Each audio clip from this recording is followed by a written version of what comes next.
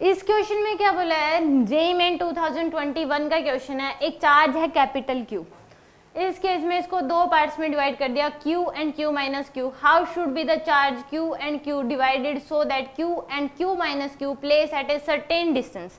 यानी कि यहाँ पे Q रख दिया और एक डिस्टेंस है इनके बीच, यहाँ पे क्या रख दिया, Q माइनस Q का चार्ज रख दिया। इनके बीच जो फोर्स लगेगा वो मैक्सिमम फोर्स लगेगा। तो इस केस में स्मॉल q की वैल्यू बतानी है, क्या हो जाएगी। यानी कि कैपिटल Q को दो पार्ट्स में डिवाइड किया है, एक है Q एक है Q माइनस Q। तो इसमें स्मॉल q की वैल्यू बतानी है क्या होगी, ताकि इन दोनों के बीच जो फोर्स लगे वो मैक्सिमम फोर्स लगे। तो इस केस में मान लो कि इस 10 कूलम की जो वैल्यू है वो 10 है, 10 कूलम है। इस Q की वैल्यू क्या है, 10 कूलम।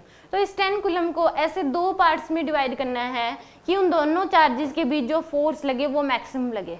मान लो हमने कर लिया 1 और एक क्या कर लिया 9, तो फोर्स क्या लगेगा उस केस में, k इंटू में 1 इंटू में 9 डिवाइड बाई इनके बैच गैप है मान लो r²।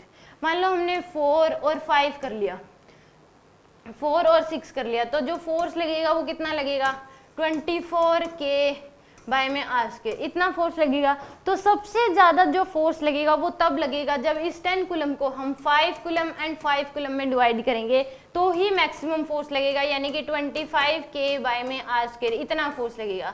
यानी कि हाफ हाफ डिवाइड करेंगे तो मैक्सिमम फोर्स लगेगा। तो इस क्वेश्चन को लंबा चौड़ा करने की जरूरत नहीं है, विद इन 5 सेकंड ये सोल्व हो सकता है। हमें पता होना चाहिए हीट एंड ट्रायल से ये बहुत जल्दी सोल्व होगा। यानी कि Q को इसमें स्मॉल q की जो वैल्यू होगी वो क्या हो जाएगी, Q/2 के बराबर होगी। अगर इस चार्ज को Q/2 और Q/2 में डिवाइड करेंगे तो ही मैक्सिमम फोर्स लगेगा। तो यानी कि ऑप्शन ए क्या है इसमें करेक्ट है। इसमें अगर कहा गया कि एक Q है, उसको यहाँ पे Q स्मॉल q की वैल्यू क्या होगी, 2Q के बराबर, ये तो पॉसिबल ही नहीं है, साफ साफ दिखाई दे रहा है। तो यानी कि ए ऑप्शन क्या है इसमें करेक्ट है।